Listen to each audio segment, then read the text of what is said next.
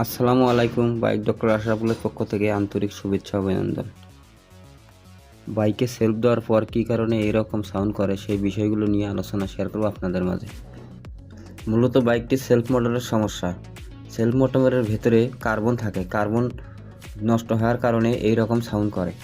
বাইকে ঘন ঘন সেলফ মারার কারণে সেলফ মোটরের সমস্যা হয়।